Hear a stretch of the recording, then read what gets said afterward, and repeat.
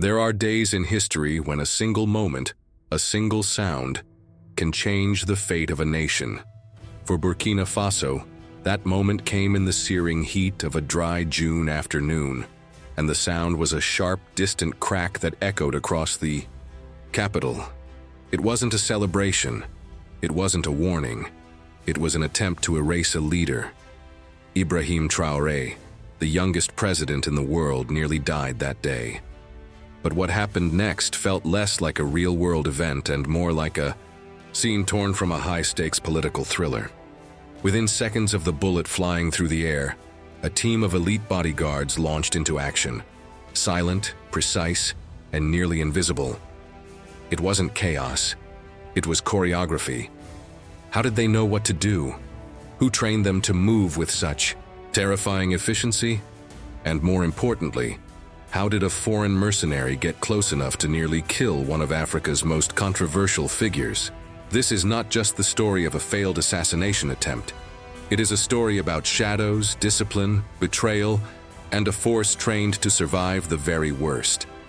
It's about the thin line between power and vulnerability, and what happens when the line is almost crossed.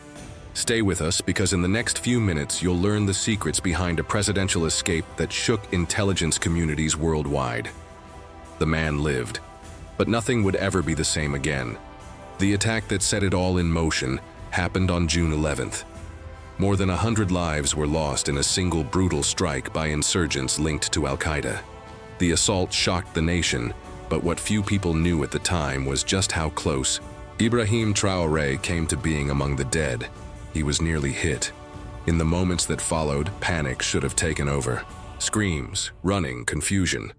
But what happened instead was a masterclass in discipline. His bodyguards didn't flinch, they didn't yell, they didn't even hesitate.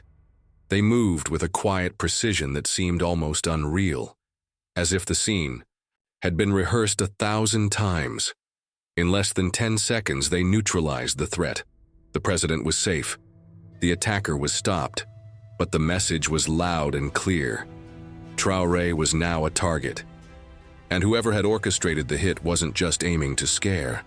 This wasn't luck. It was elite protection at its most refined. Every step, every movement had been trained into muscle memory. They acted not like security guards, but like ghosts. And yet the question lingered. How did a mercenary manage to get so close? What intelligence failed? Who slipped? Bokhina Fasho was already unstable, but now it was personal. The war had reached the president's doorstep, and the people behind it had just declared open season on Ibrahy Trari. The storm wasn't coming. It was already here. To understand why someone would risk everything to take a shot at Ibrahy Trari, you have to understand the man behind the uniform. He didn't rise through politics or family legacy. He wasn't groomed for power. He seized it. At just 34 years, old Trari became the world's youngest sitting president when he led a military coup in October 2022. Tensions in Bokhina Fasho were already boiling. Jihadist violence was spreading like wildfire. Fear and anger filled the streets. People wanted protection, they wanted answers. Trari promised both. When he appeared in public for the first time as leader, there was no polished suit, no grand speech behind a podium. Instead, he stood shoulder to shoulder with exhausted soldiers, wearing a camouflage uniform, calm and resolute. The message was clear: this was not a politician. This was a soldier ready to fight for his country. But Trari didn't stop at rhetoric. He made bold moves that drew global attention. He pushed out French military forces. He distanced himself from Western powers. He championed what he called Burkinabe solutions for Burkinabe problems. And just like that, he made powerful enemies, not only abroad, but within. Ousted elites, rival officers, and shadowy warlords suddenly saw him as a threat. For some, he was a symbol of hope. For others, a dangerous disruptor. That made him a marked man. Not just a leader, but a lightning rod in one of the most volatile regions on Earth. And when a leader challenges the system that deeply, the system often bites back. The day started like any other. Ouagadougou was hot, dry, and restless. The sun baked the pavement as the capital simmered beneath layers of tension. On paper, it was just another meeting day. President Traoré was scheduled to meet with security, advisors inside the presidential compound, a routine briefing, a simple appearance, but there was nothing routine about that day.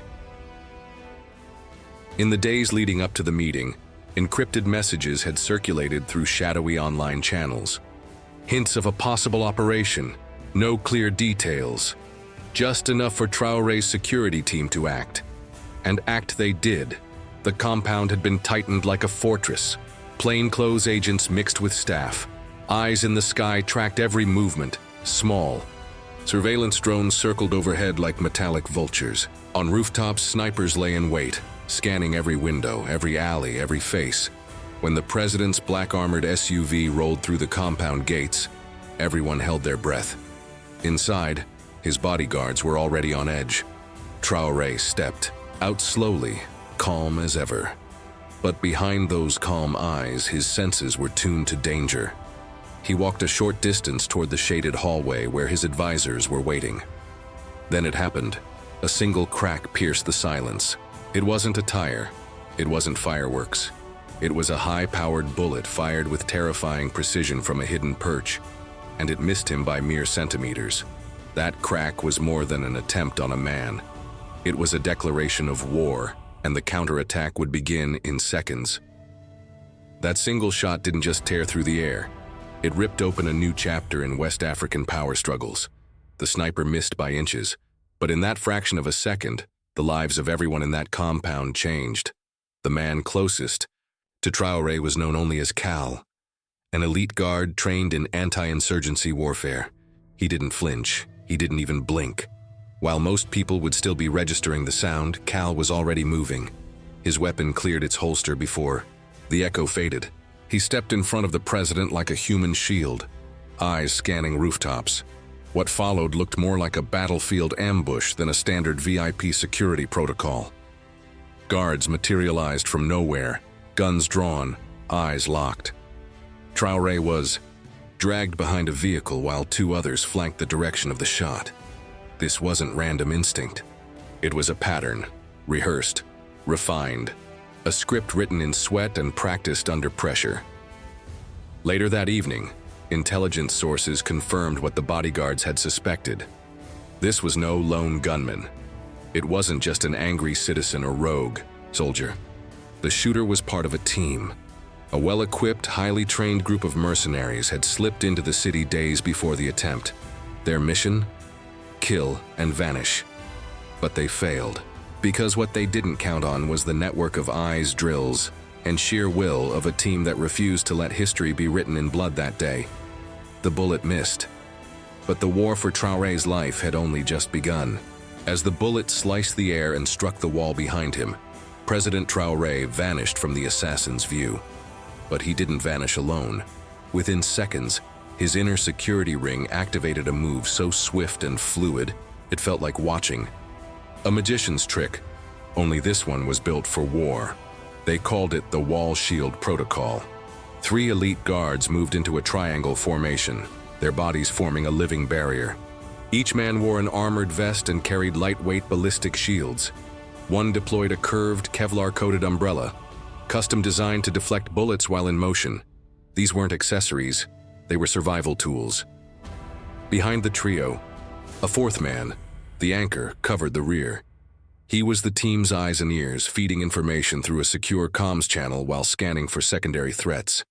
He activated the radio scramble, jamming signals, frying any potential detonator. Within a 100-meter radius, this wasn't just protection, it was counter-offensive security in motion. As the formation moved, they didn't run. They advanced with brutal efficiency. The president was covered from all angles, shepherded through a pre-planned path while the compound entered full lockdown mode. Staff were thrown into secure rooms, external gates sealed. In less than 20 seconds, the entire zone shifted from routine to combat mode.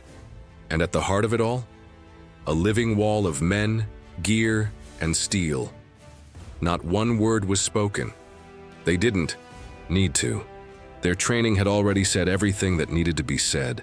They weren't guarding a leader. They were guarding a symbol. And symbols don't bleed. As chaos erupted across the compound, the attackers thought they had the upper hand. But they weren't ready for what came next. A decoy. While one unit moved Traoré into the shadows, another executed a calculated deception. From a nearby armored vehicle, a man emerged. Same build, same uniform, even mimicking Traoré's calm posture. He moved deliberately toward the visible exit, drawing eyes and scopes. He wasn't the president. He was a body double. Meanwhile, the real Traoré was already beneath the compound. Unknown to most, the presidential complex included a narrow utility tunnel, built specifically for emergency exfiltration. Hidden beneath layers of concrete and wire, it was the kind of passage designed not for comfort, but for survival. 2 guards flanked Traoré, weapons drawn. A field medic followed behind, scanning vitals. Every footstep echoed with purpose. Above ground, the decoy played his part. Well, his presence bought precious seconds. It drew the next wave of attackers away from the real target, but it came at a cost. As the decoy reached the SUV, a second shot rang out. The vehicle exploded into flames. Smoke filled the compound. Screams followed. But by then, Traoré was already 3 blocks away, approaching a hidden safe house. This wasn't luck. This was war played like chess, with decoys, diversions, and decisions made in milliseconds. The decoy lived, barely, but more importantly, the illusion worked. The attackers were chasing a ghost, and Traoré, he was disappearing into the concrete veins of his capital, alive and untraceable. The second bullet was no mistake. It was aimed with ruthless intent, targeting the SUV carrying the decoy, now engulfed in flames. That shot confirmed what the team already feared. The enemy wasn't working alone. There was coordination. A second sniper. A fallback kill plan. But the elite guard unit wasn't caught off guard. As soon as the explosion erupted, they activated Phase 2, perimeter defense and mobile shielding. From the rear of a secondary SUV, a compact mechanism unfolded like a transformer. In seconds, a full-body ballistic shield extended, large enough to protect multiple agents, strong enough to stop armor-piercing rounds. Designed for ambushes, it turned a burning vehicle into an impenetrable barricade. Meanwhile, civilians and staff scrambled for safety.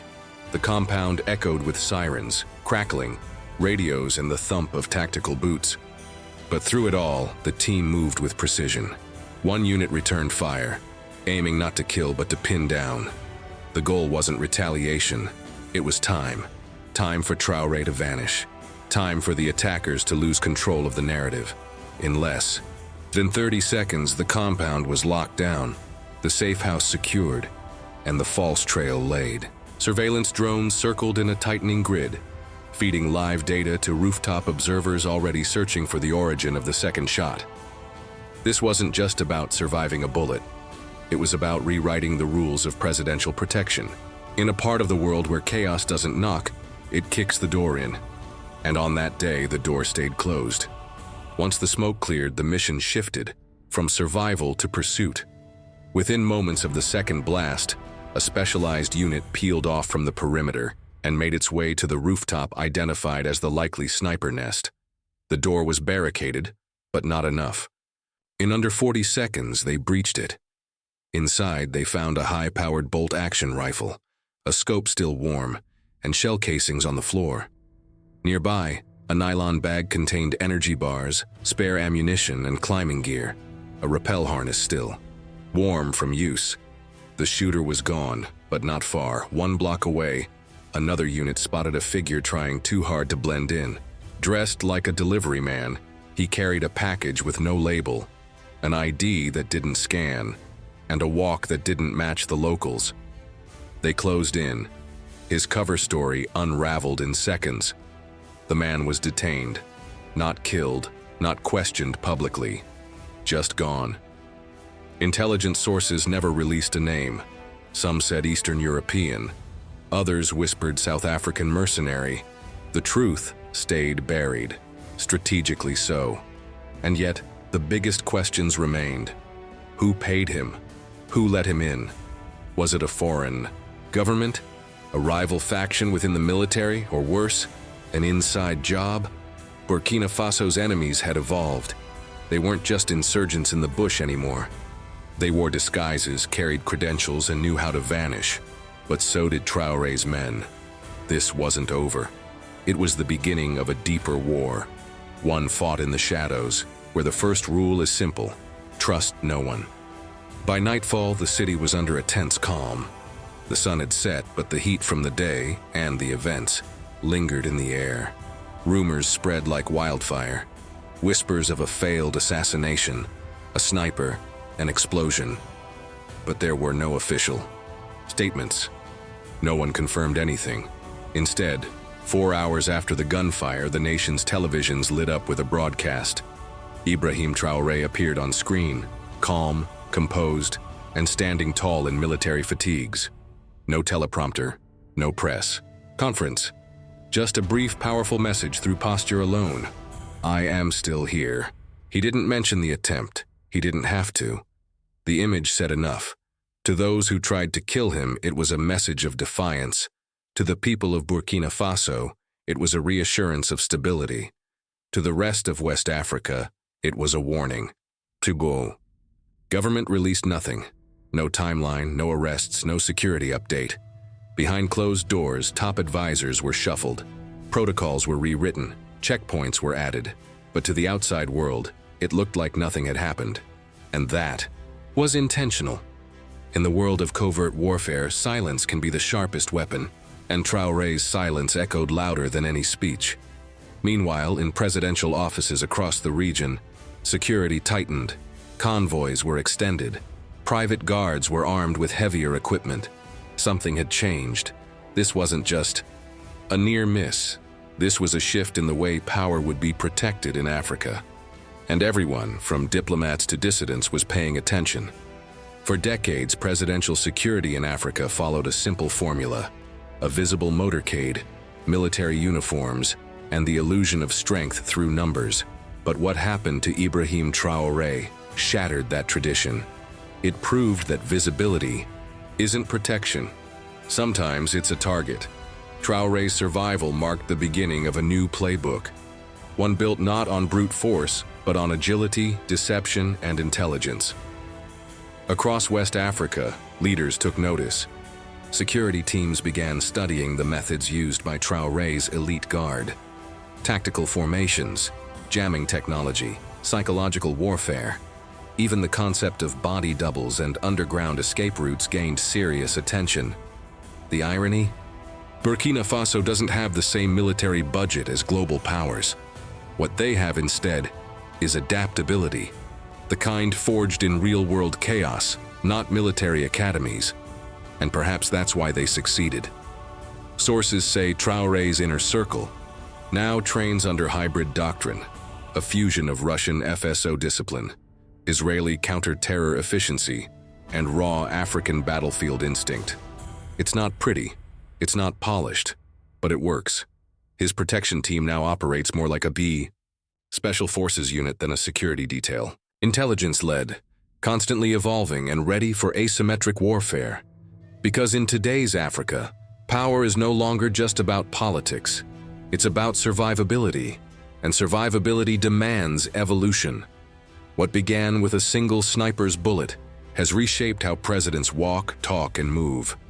They now step into the public eye with the weight of potential crosshairs behind every smile. And for those who watched Traoré walk away from death, they know one truth: the game has changed forever.